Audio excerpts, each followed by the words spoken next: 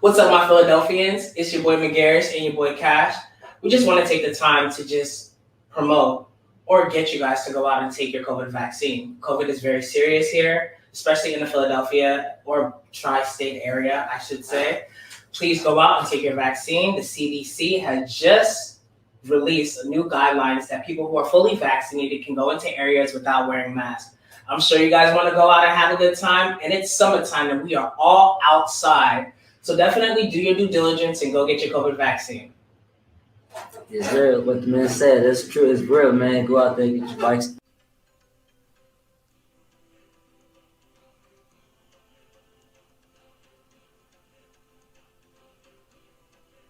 My name is Portia Kamara. I am the co-founder and executive director of the Multicultural Community Family Services.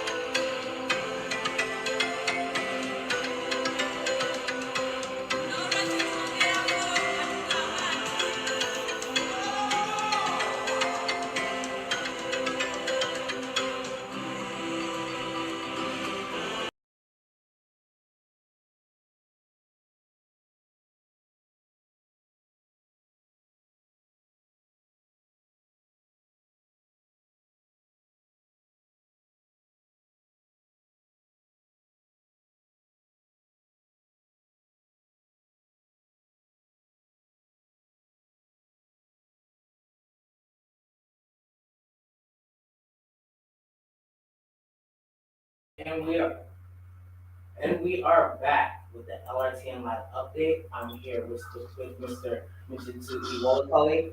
Joining us also is Mr. Nathaniel Y. Heron and Mr. J. Randy Daba. Good afternoon, gentlemen. We're back. And before we went on commercial break, we were talking a little bit about financing free educational institutions in Liberia. Mr. Wolokoie, do you care to say more about it? Yes, sir. Thank you. Thank you, girl. I'll say yes. And one of the speaking about fixing all these programs, how we fix these programs, we have to realize while I say free market, free market, free market. We have to have more free market in Liberia. We have to remove regulations that have stopping the flow of business in Liberia.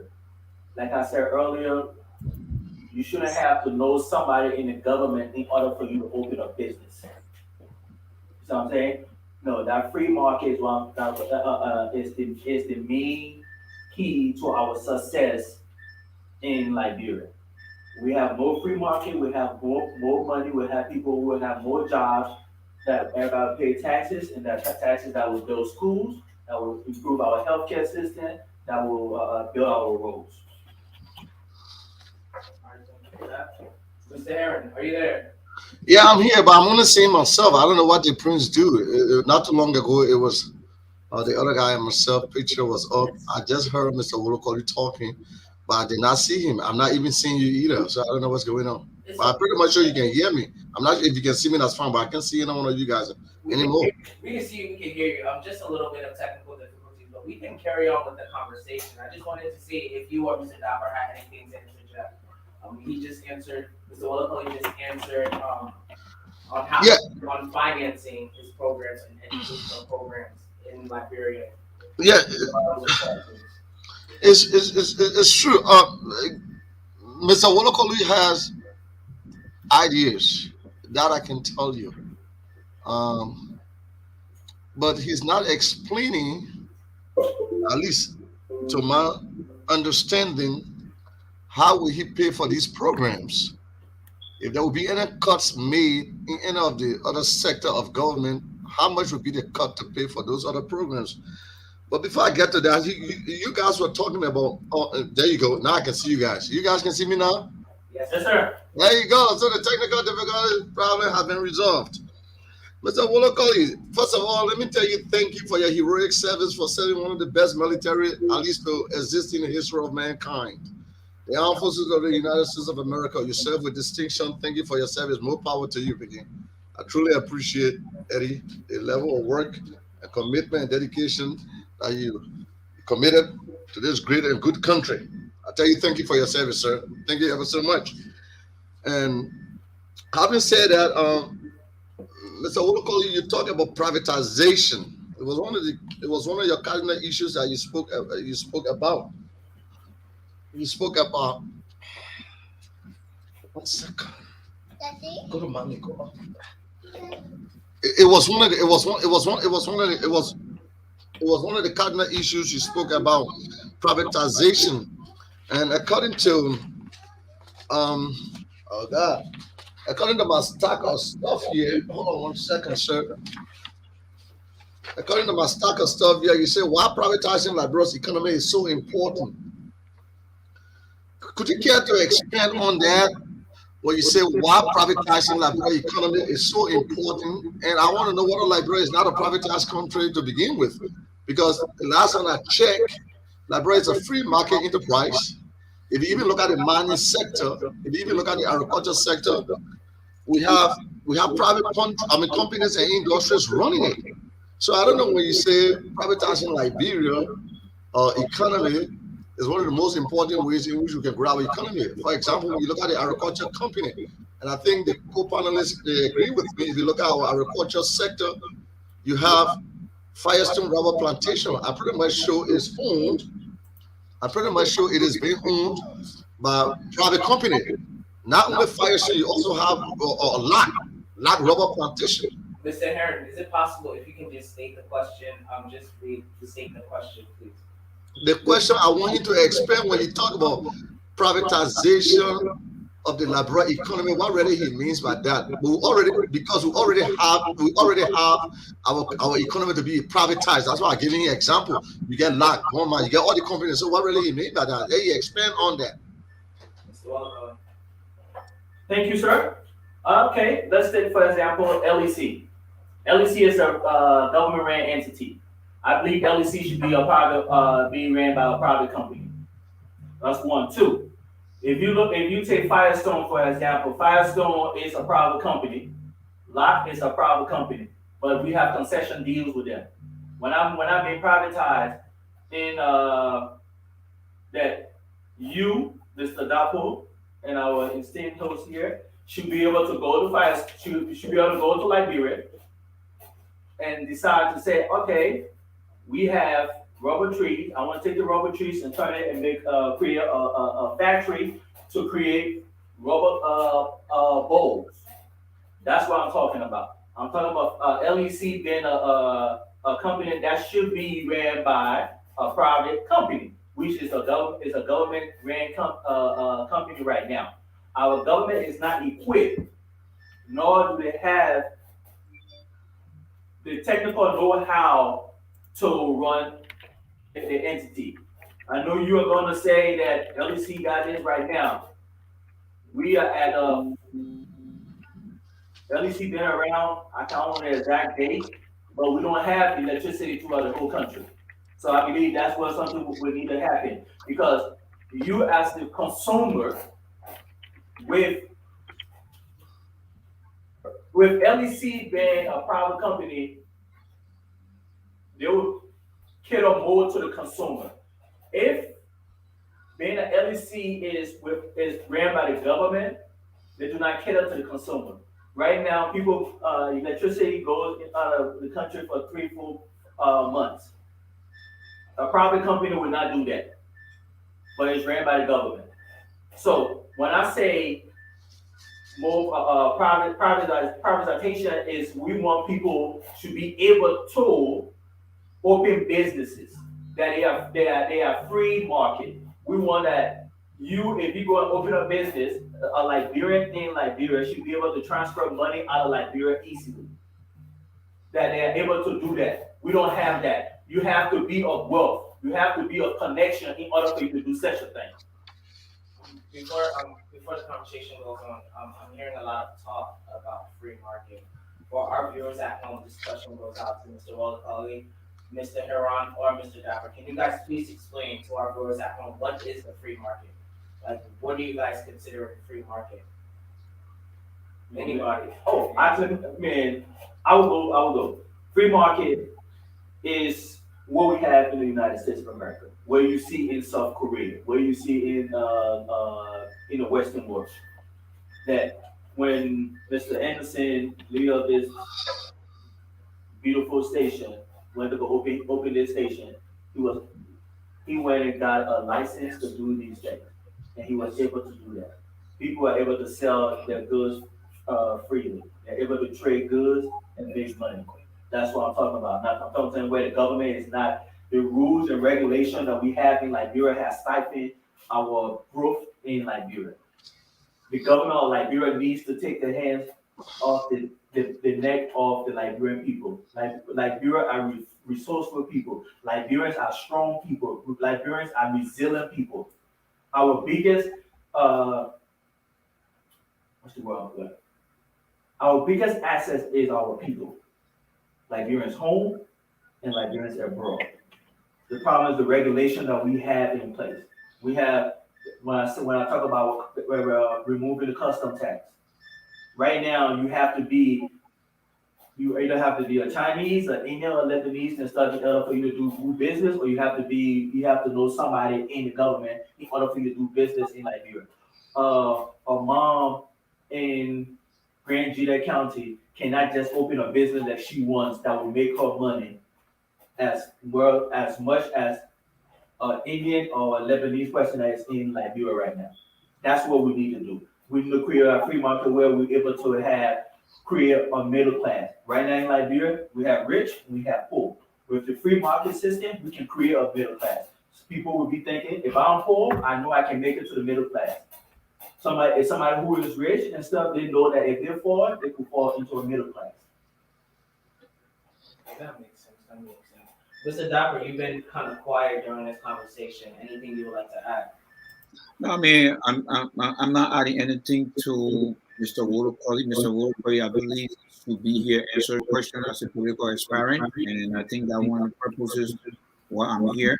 So I still have some questions for him because I feel that at 174 years as a country, it is time that we begin to scrutinize the younger generation, understand their mindset and the direction of which the country is supposed to head.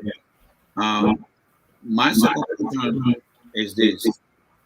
Mr. Wolokoie, I don't know whether you have established your political platform, but I think I did hear you mention something about education and the economy. Would you mind telling the listener, do you have a political party statement or purpose?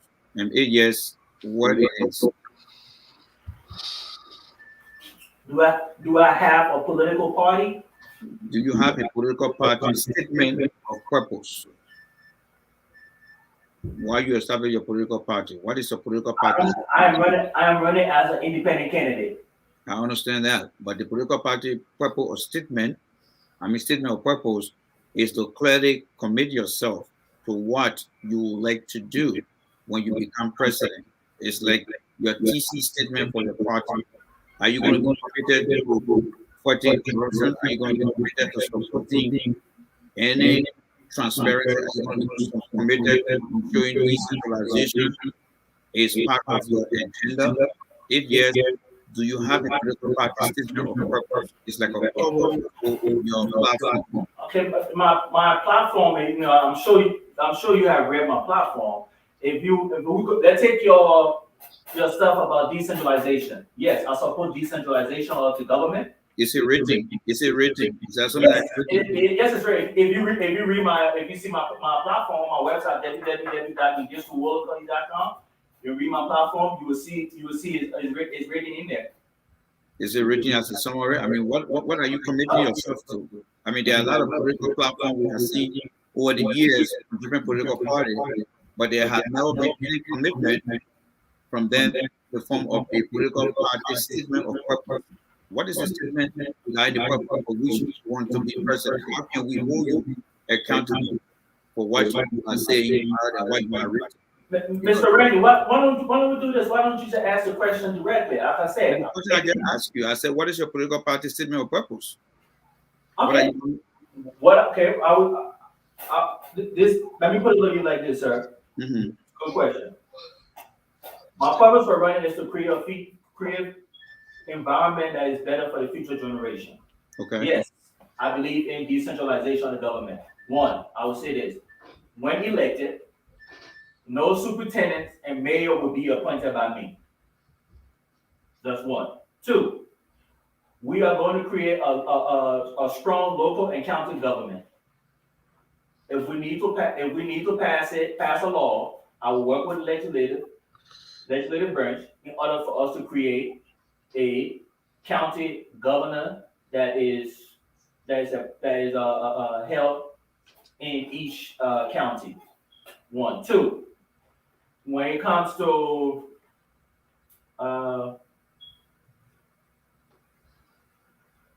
corruption, one, I will lead by example. How I lead by example? That I will release all my financials to the public to know where my money, wherever money I have, where it's coming from. One, two, all ministers will release their financials to the public.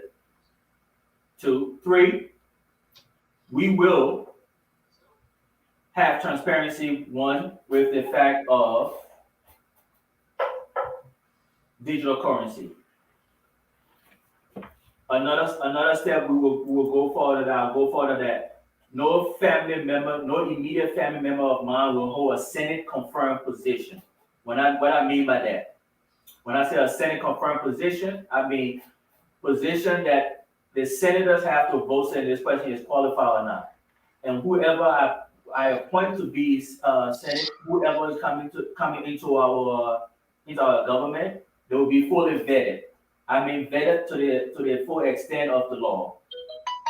So you have to give me. I will also ask that you give me specific on what is it that you are talking about. I'm running as an independent candidate. I'm not running as a political party. So if you look at my platform, if you read my platform, you see I have it laid out step by step. I have laid out what is it I want to do. So and I'm sure you have my platform. I'm sure you have read my platform. So you can ask me questions on exactly what stuff you want to ask me about, and I will explain it to you on how we go about doing that. I just asked you that, Mr. Okay, I'm not saying I can sit here. I mean, I cannot give you a whole thing. Just give you a few. Yeah, I mean, your answer is leading in the direction, but the political party statement of purpose is summary to your platform. That kind of point exactly what you would like to see. For example, the Democratic Party respect the LGBT right in this country. That is the political party statement of purpose. The Republican Party is ensuring that religion be taught mostly in public schools, even though they don't get their will done. That is part of the political party statement of purpose. So you listed two things. The reason I'm trying to ask this question is many of our politicians in the past has not been able to really commit themselves. And I think you are answering the question in the right direction. Now, I got one more question for you, and this is it. You mentioned about education. Can you give us an example of your educational plan? What is good education? How do you handle good education in Liberia? Good question, sir. We need better teachers. I wrote an article on good governmental education. I'm sure, I don't know if you have it. If at the end of this thing, I can send it to you so you can read it. We need to empower teachers. The teachers need to get paid. That's one. I know that we have because of corruption in the country, we have, doing my research for my article that I wrote, I found that people were buying grades. People was, females were having sex with teachers for grades. That needs to change. We need to improve the education sector. There's a lot of Liberians that are in America, that are in Canada, that are in Europe and stuff that I believe should come back to Liberia to teach. We want to incentivize them for them to come back. One of the ways we incentivize. What is your strategy for good education? Do you believe that good education right now be smaller class with students, or do you believe in a larger class size for good education? Mr. Randy, I would tell you like this: we can have small classes, we can have large classes. But I would say this: ask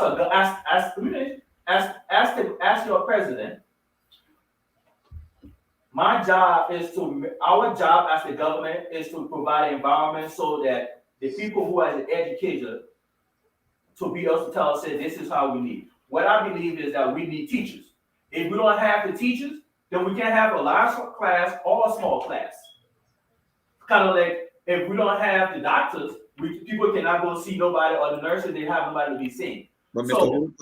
Wolokoie, your strategy is to put in place the framework. Whatever the challenges might be, the framework will say that.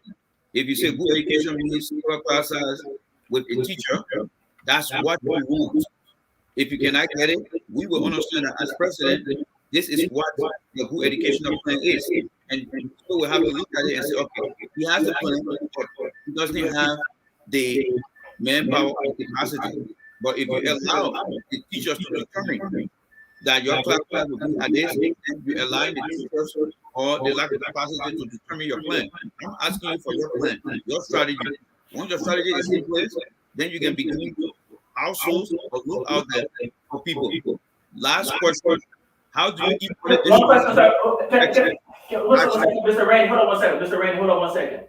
Mr. Rain, hold on one second. I am not a teacher. I will not be sitting in the classroom. So, as the government, we gotta make sure we pay the teachers. We gotta make sure we have the school buildings well functioning. The teachers are able to come in, and students are able to come in and still and be safe and feel safe. As the government, we have to make sure that a child is coming in there, that they are fed in the school, that they are properly taught. We have to make sure that with the in school, that teachers have the books in order for them to teach. When we provide all of these, root of the problem, and our argument where you are having right now is the class size, I welcome that argument. I welcome that debate on class sizes. If teachers are saying to an education minister, we need smaller classes because that's how we'll do it, then guess what? Being that we have invested in teachers, then now we will have the means in order for us to say we have small class sizes. But we cannot say we're going to have small class sizes if we don't have teachers. Right now in Liberia, we don't have the teachers. So right now the key is to bring in teachers so we can teach the students. So when we bring in those teachers, and we have the amount of teachers that is needed, then now we can decide. I understand, I agree with you. As a student, I love education. Education is the key to our success in Liberia. So in order for us to do that, the foundation, the root of the problem, right now what you are talking about is just to fix, it's the surface, it's the next layer, it's the roof. Right now the problem is for us to bring in good teachers, qualified teachers. So when we bring those in, then you and I will have that debate on should we have smaller size classes or bigger size classes. I welcome that debate. I'm okay that you can, if I say I am for large size classes and you come to me and say, Mr. President, we should have small size classes, and you come with your facts and why is it we should do this, I'm okay to move on it. Yes, I'm going to listen to my teachers. I'm going to listen to my education ministers. There's one thing I would say there. I never want to be the smartest person in the room. I always want to make sure that I'm learning from somebody. I will make the decision when I hear from all sides. So when we have that, the root of the problem right now is good school. The buildings, most of the buildings we have in Liberia, schools are dilapidated.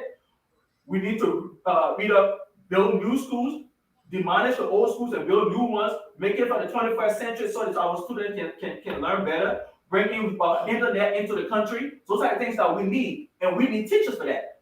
With the teachers coming in, and we can talk about the small class sizes. I understand, I agree with you, but right now it's for us to build that foundation. The foundation that will be carried on. That if I have one term or two terms, that maybe that's where you can run as the next president and say that you want small size classes. Then that's something where the people of Liberia will have to decide if they'll elect you on that.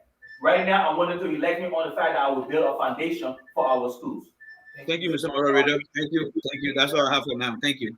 Thank you, Mr. Dabo, for the question. So I'm hearing a lot about education, financial or the economy. Something that I didn't hear anything about is the actual infrastructure of Liberia, things such as roads or centralized lighting, things of that nature.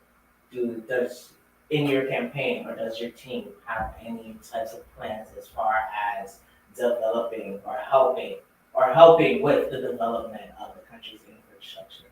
So we hear about the schools and institutions, that's cool. Getting free market or prioritizing the economy, that's cool. So what about the roads, the infrastructures? Any plans on that? As I said, I'll repeat it. I will tell you what you need to know, not what you want to know. I believe the roads we have in Liberia right now was during the Tubman era. Which would be, not specific. So Tubman presidency. It's been a while. It's the roads, most of the roads were not older than me, than you and myself. Probably something our esteemed guest right here. All right. In order for us to build those roads, we need a free market. We need people to have jobs. We need people to have jobs for people to pay taxes. In America, right now, our roads are funded by people paying taxes. People paying highway taxes. Liberians are not doing that. But Liberians can't pay taxes if they don't have jobs. So we need to, as a government, we need to open the market. We need to open our country, free market for them to have jobs. So people can pay taxes. So people can see the fruit of the labor. So that's how we get it. We cannot continue to go to the World Bank or IMF to borrow money for us to build roads. All that does is leave our children and grandchildren in debt. So I'm not going to sit here. Our campaign is not going to sit there and say, when we get in, we're going to build roads. Yes, we want to build roads. One of the things that I would say, this is how some of the way how we build roads. From the residual effect. We want to build homes for teachers, doctors, and nurses coming from America, the Europe, Asia, and stuff. We want to build houses for them. And the nurses, we build it in those counties. The more people we have in those counties, development will come there. People will start paying taxes. People will start selling, buying stuff, and people paying taxes. Then now we get a chance to build roads because now we have money. We don't have to run to the World Bank to borrow money, and we all work together as a country to make sure we get that done. All right, thank you, Mr. Wolokoie, for that answer. Mr. Aaron, do you have any other questions? Yeah, I got so many questions. I'm not sure if time will permit us. But I want to revert to the previous question that you asked all of us on this panel, with respect to free market. Mr. Wolokoie elaborated on that, but I would also like to throw a little bit of light on free market because you asked what is our understanding of a free market price. Liberia is a consumer market. We don't produce. We only eat. We only buy. We are consumers. We are not producers. Now,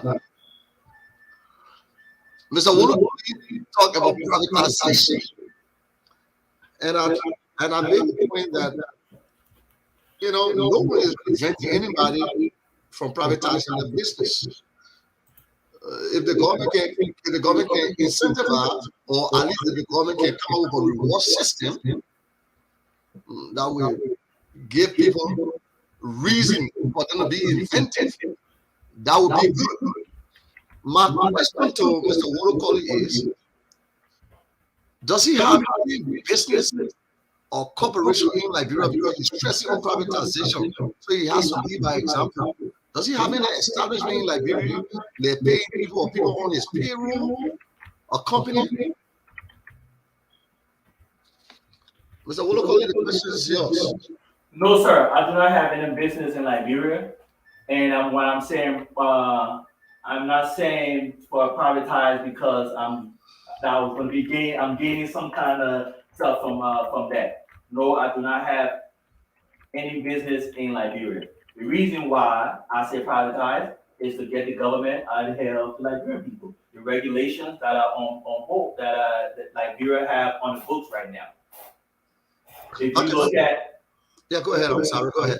If you said what I said, you as a citizen, and then Liberian citizen watching now and later, you do not need to know somebody in the government to go in and open a business. You look in America right now. Let's just for example Texas. Off the shore of Texas, there's oil over there.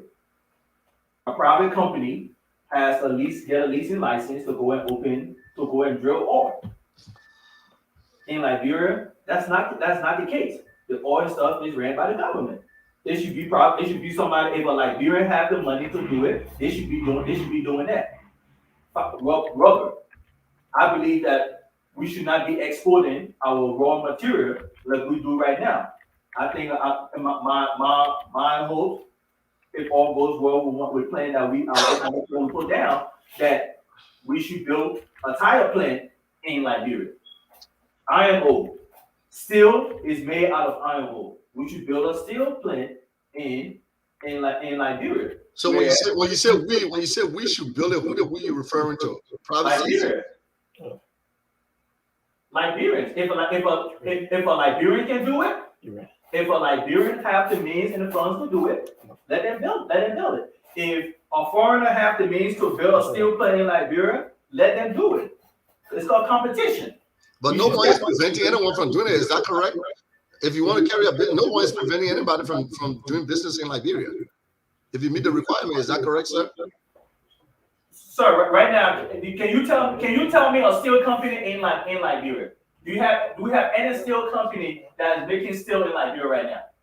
We have concessions. We have people that iron ore is right now. We have the government of Liberia is in. You asked a question, Mr. Wolokoie, you asked a question, and please wait for your answer. Yes, we have Seti Brother producing steel right in Liberia. So steel, the very steel rod we're using to build houses in Liberia is being produced in Liberia. Maybe the quality or in terms of the thickness may be different, or maybe substandard, because the 12 millimeter. Hold on, Mr. Wolokoie. Hold on. For me, I don't have a problem with privatizing Liberia's economy. Liberia's economy has already been privatized. Nobody preventing anybody from doing any business in Liberia. If you have money and you want to go invest in Liberia, you are most welcome. The Liberian government will strongly encourage you to go there to invest. So it's nothing new that you are saying here to me when you say, "Oh my man, let the government get their hands off." The government, first of all, doesn't have money. Let's flip the script to taxation. You stress a very salient point. And the point that you raised was before you go to taxation, let's go back to your stuff about anybody in Liberia can just go there and I think that you've been very disingenuous for you to just say that out of the blue like that. I'll ask you this: do you have a private business in Liberia right now? No, I do not. Okay. And no one is preventing me from doing it. Okay, so that's your opinion. That is not what is said by a lot of people that I have come across that want to open business in Liberia, and it's saying that it's hard for them to open business. You have your opinion. I have my opinion. I have my statistic that I'm looking at that it's hard for somebody to go there and open business. You may know somebody who knows somebody in the government, so they're able to do certain things. Like I said, you don't have to know somebody in the government. You should never have to know somebody in our government in order for you to be able to open a business. You should be able to open business at will. Once you meet the criteria, once you meet the qualification on how to open your business. So, All right, that's fair. But I want you to understand, you don't necessarily have to agree with me. Liberia is a free market enterprise. If you want to do business, you can go and do your business in Liberia. I have a 32 classroom schools in Liberia. I'm building it. In fact, the building is finished already. I have property in Liberia. I am an American citizen. No one has prevented me. No one has stopped me to say, my man, you can't build a classroom school in Liberia. I did that. The school is now operating right now. The structure is there, and I'm putting things together. No one has stopped me. I went to the Liberian business registry. The business was registered, but again, nothing really going on. I met the requirement. I did everything that I had to do. Now, let's flip the script to taxation. You stress a very salient point, and I want to commend you for that. The point that you stress, you talk about taxation. Government cannot operate within the absence of taxation. It's where government gets money from. You talk about reducing government to local government level. Like when you are fortunate to be elected, you will not appoint superintendents, you will not appoint mayor and other positions, and people will elect their own leaders. That's fine. Electing their own leaders, those areas will be open up and people will be able to pay taxes. Mr. Wolokoie, are you aware that you cannot pay taxes when you don't have money to pay taxes, when you don't have job? Are you aware of that? Because pretty much we have laws on the poor. I say people should pay taxes. The reason why those laws have been lapsed is simply because the Liberian people do not have the capacity to pay those taxes. They get a woman selling Grand Prix. They have a Liberian Grand Prix. That only probably she averages around maybe 500 liberty per month in profit. How can I only pay taxes when one corporation is about $100 liberty? So it's already on the book. How do you go about creating job opportunity for the people to pay taxes to your government? That's why I want you to address how will you create job opportunity for our people for them to contribute. Because no government needs taxes. Everybody has to pay taxes, but you can't pay taxes when you do not have the means and resources to pay taxes. How do you create that for our people, sir? Mr. Heron, and excuse me, Mr. Wolokoie, before you answer, to kind of not have the conversation going around in circles, I believe that Mr. Wolokoie did answer that he was going to create somewhat of a free market or create jobs so that way the Liberian people can have jobs to then pay taxes. Mr. Heron, I would like to give you the opportunity to ask a different question. Because we have time is now fast spent. But he's running for president. Asking him, he talk about taxes, I agree. But people cannot pay taxes when they don't get money. When you get job in the country, they can't take taxes from you. So I am saying, how will you create job for our people for which they will be able to pay taxes? He can answer. He's running for president. I can answer it. I'm not going to answer it for him. Mr. Harris, I did answer the question earlier, but I'll answer the question for you again, sir. Okay. We will create jobs, and I said free market. Okay, let me answer the question. Like I said, free market. One, and I told you, like I said earlier in my comments in my answer, we want to remove one. If you are Liberian, bringing goods and equipment into the country, we want to remove custom tax over there. If you are non-Liberian, we will bring the custom tax down to like 4%. With that, you are paying. We increase the volume of product into the country. That's one. Two, I believe that we should build a tire plant in Liberia. We should negotiate with Firestone so we can build a tire plant. We should build a steel plant in Liberia.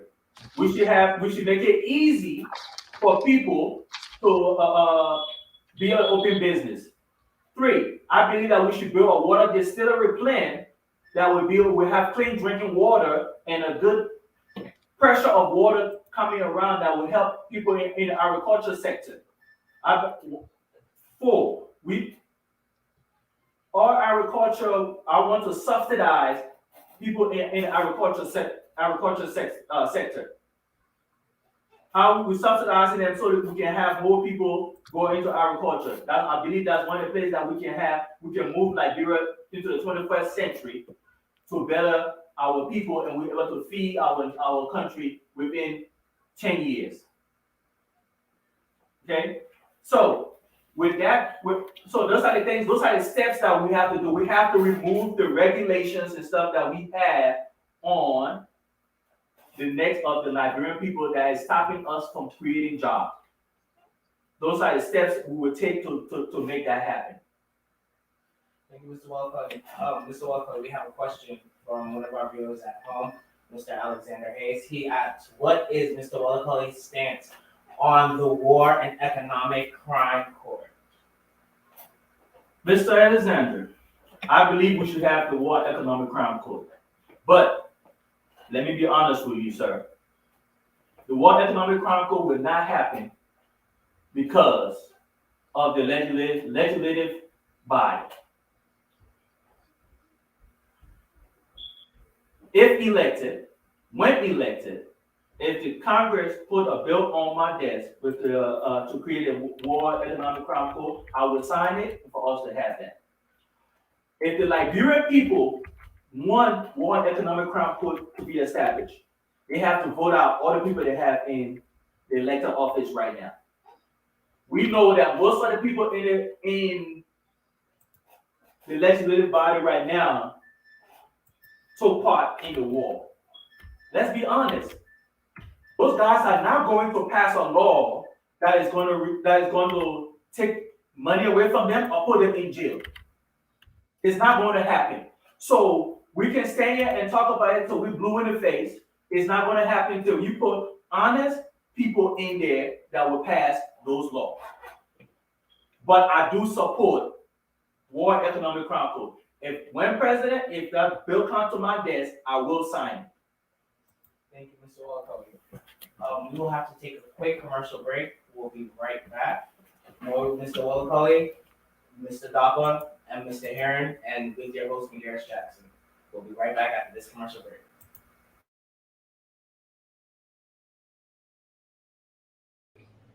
What's up, my Philadelphians? It's your boy Mengistu and your boy Cash. We just want to take the time to just promote or get you guys to go out and take your COVID vaccine. COVID is very serious here, especially in the Philadelphia or tri-state area, I should say. Please go out and take your vaccine. The CDC has just released new guidelines that people who are fully vaccinated can go into areas without wearing masks. I'm sure you guys want to go out and have a good time, and it's summertime and we are all outside. So definitely do your due diligence and go get your COVID vaccine. It's real. What the man said, that's true. It's real, man. Go out there and get your bikes.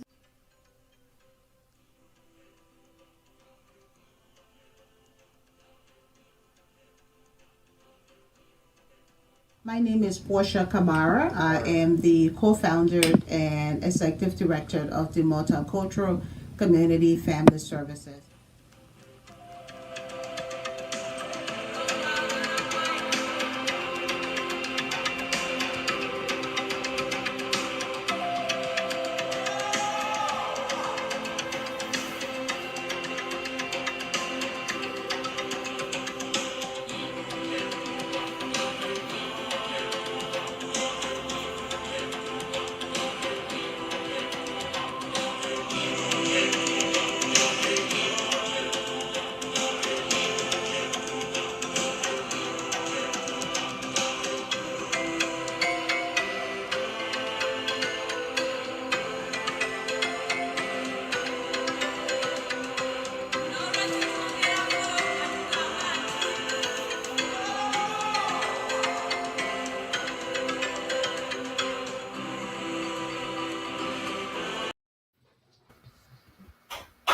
And we're back with the Lrtn Live update with Mr. Wolokoie here. But before we get back into our questioning, we would like to take a moment to get some live updates from Liberia on the ground itself from one of our reporters, Lrtn very own Roosevelt.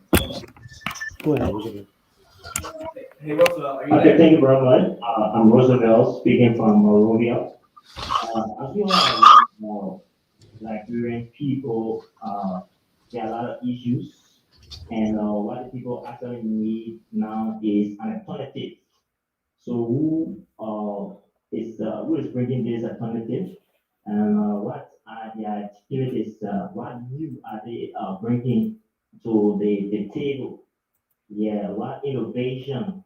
As we are aware of the rampant corruption in government, the uh, living in the country, people lack basic social services, the justice system is weak, and all of these things. So what the people actually need right now is an alternative, as I stated earlier, and who's going to come with this alternative? Yeah, you saw the issue about Delon in the midterm senatorial election. Delon was not actually the candidate the people wanted, but because they thought he was the alternative, that was why they went out for him. Now you've seen Delon is not up to the task, he's not doing what and people actually anticipated him to do. So right now the people are eager, they are desperate, and they are coping gradually with the situation, but they need an alternative. So what is Mr. Wolokoie bringing? What is he bringing that is different from the current opposition, that's the CPP and that of Cassette? What new thing is he bringing on board? Yeah, those are some of the issues, and especially as it relates to the issue of the continued ban on the SKD sports complex. People are frustrated, and people thought Georgia being a football icon or football legend, they thought football sports, most especially football, was going to be improved, but because they did not have blueprint for sports, especially football, when you play and one world best, people are frustrated and they are hearing their frustration day and night on the radio, on the social media, and all of it. So there are a lot of things that is needed. There are a lot of things that are needed, and so Mr. Wolokoye need to observe these things and bring something distinct to the people of Liberia, and I think they will definitely go out there for him. Like you see now, that cassette is one of those that people are looking up to, and to bring genuine and change to the situation right now in Liberia. So workers needs to work out modalities, be able to constructively engage the government and do those things that will bring relief to the Liberian people. Yeah, definitely. Thank you so much for that, Roosevelt. Thank you so much. Now we're back and more on with Mr. Wolokoie. You just heard from someone down on the ground, they want an alternative. He asked, what kind of alternative can your administration bring to Liberia? Would you care to kind of answer that question? Mr. Tolman, I appreciate your question. Thank you for taking the time to watch the show today, and really appreciate it. What our campaign bring different from the other campaign? One, development. We are going to, because our campaign is for the people and by the people. Our campaign is for the younger generation to secure the future for the future generation. My parents' generation did not secure my future. I had to move to America in order for me to have the life that I have right now. So our generation cannot be selfish and not take care of the future generation. That's why we are stepping up. That's why we are saying no, we want to lay broadband throughout the whole country.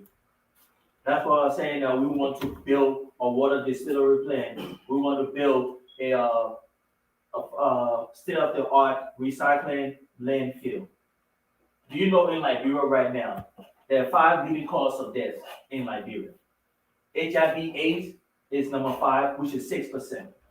The first 4 is due to malaria diseases, diarrhea diseases that people are dying from. We are in 2021 and we are having problem with clean drinking water. Our parents' generation did not think enough to build a water distillery plant for us to have clean drinking water throughout the country. That's what our administration is going to bring. Our administration is going to bring in better healthcare, better healthcare. We got our old people, our old mom and our papa them, who needs healthcare, who needs help. We'll improve that by employing more nurses, recruiting more nurses from around the world. We have 250,000 Liberians in America. Out of the 250,000 Liberians, about 6 to 10% of them are in the nursing field. Are you telling me that we cannot employ those nurses to come back and take care of our sick? One of the ways is that we would incentivize our nurses. If you're a nurse, a teacher, or a doctor, and you have student loans, we'll pay off your student loan for you to come and work in Liberia for 3 to 4 years. We'll provide you housing for you to be able to stay when you arrive at Robert International Airport or Springfield Airport. That's what we would do our administration. If you're a young person in 5th grade, 6th grade, 7th grade, wherever you are right now, we want to make sure that when you graduate high school, that you have a trade, tech skills that you are able to go into the market, into the economy to create jobs and provide for your family. In the year 2050, Africa will be the most populated continent in the world. But we lack the educational skills. We have the manpower. We have the brain power. Now is the time for us to educate our current generation and future generation. The time is now. We cannot sit around and wait for our parents' generation to do this. They have wasted away our time that we are behind the power curve. When we talk about bringing broadband into the country, I'll take for example, I went on YouTube to learn how to change my lights on a vehicle. How many of our Liberian brothers and sisters can say they can do that? That's what they should be able to do. That's what we're trying to bring. We're bringing innovative ideas. We're bringing ideas that will make sure they are better for them. All right, thank you, Mr. Wolokoie. Time is fast spent, and we're coming to a close. But before I ask everyone or you gentlemen for your closing statement, I do have one last closing question, if you don't mind. I'm not a Liberian citizen, but I'm Liberian by blood. But there's some things that I hear, or some topics that arise that are kind of alarming. Earlier in the conversation, you spoke about creating a stronger democracy.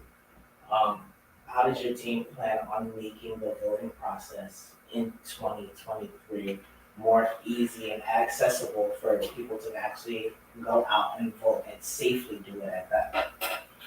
Well, I do not have the means to make it easy.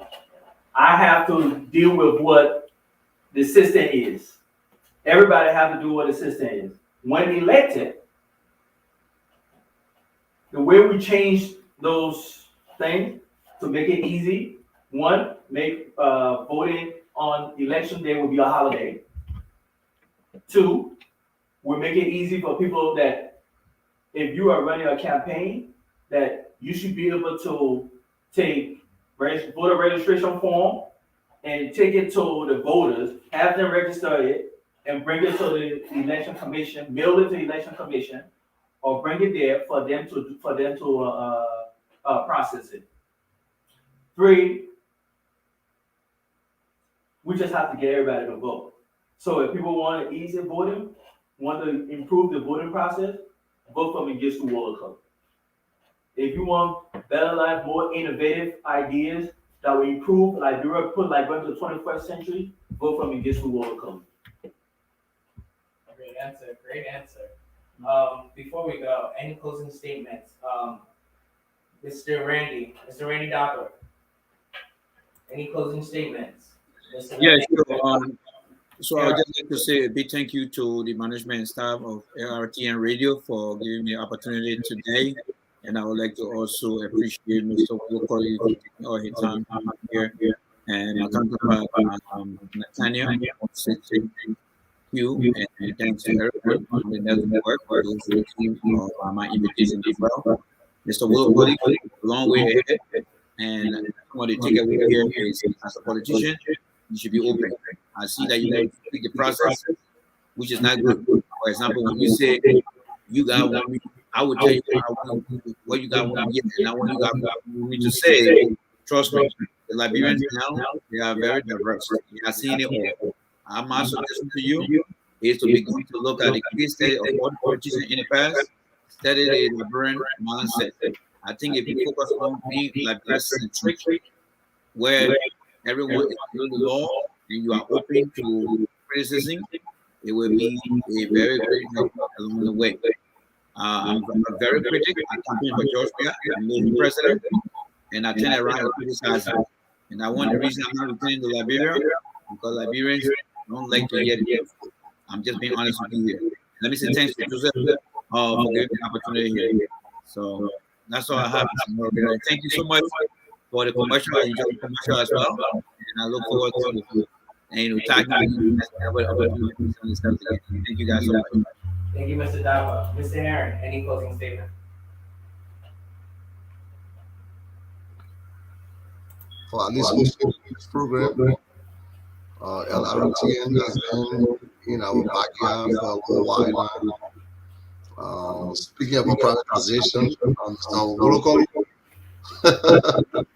you see, Lrtn is like broken business. Speaking of your privatization, my buyer is just spot on, Gavin and Mr. Joseph Anderson. I want to tell you guys thank you for at least hosting me as one of the panelists and hosting this program. I want to also tell our guests, Mr. Mengistu E, Wolokoie, young, good-looking guy, not in a funny sense, very ambitious. I want to tell you thank you for at least braving the storm to say, you know what, the generation before our generation, they gave us a country attainable within our time that we cannot have our full potential being met.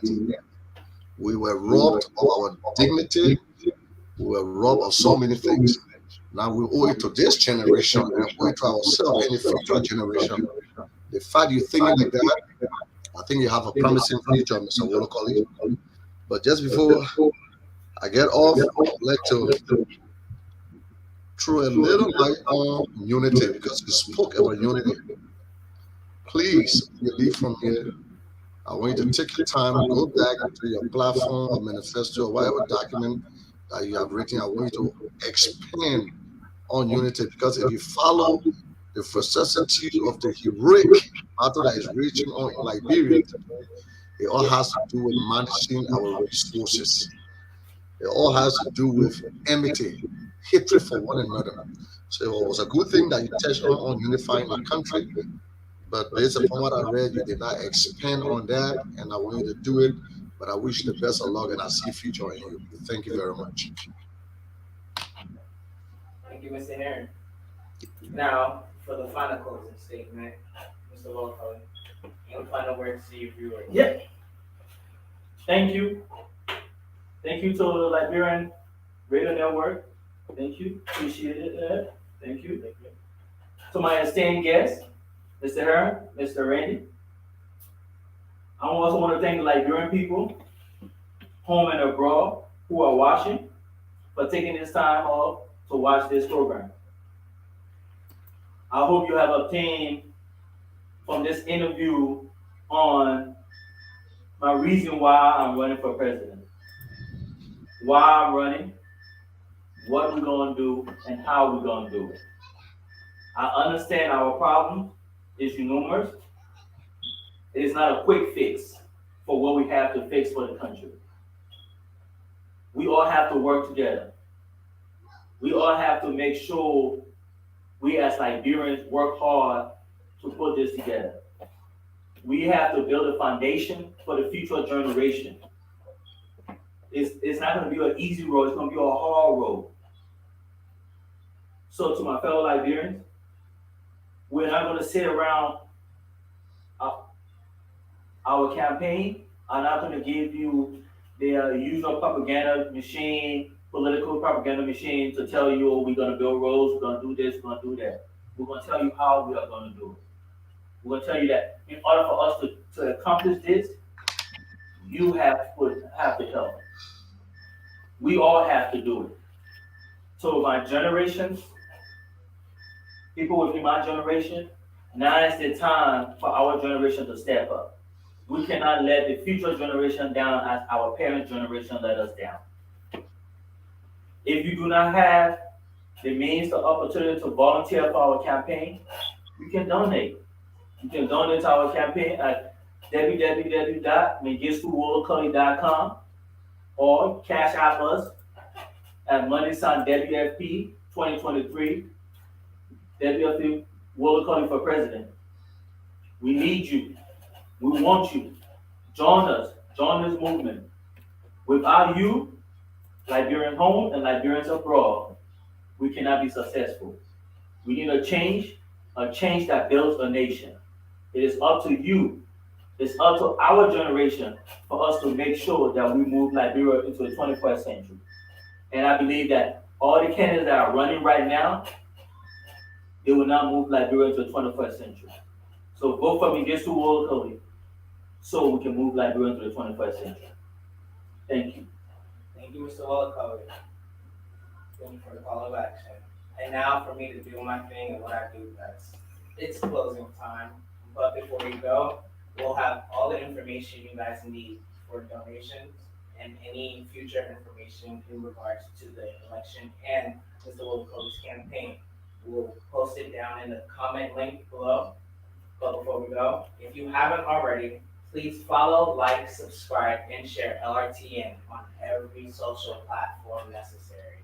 Hey, if you want to, you can also donate and support our cause as well, making sure to keep things going and bringing you politics, news, and entertainment. But that's it for tonight. Thank you, Mr. Wolokoie. Thank you so much. And for my viewers at home, thank you guys for tuning in. We'll be back here again with the Lrtn Live update. I am your host, Gareth Jackson, and we are signing out.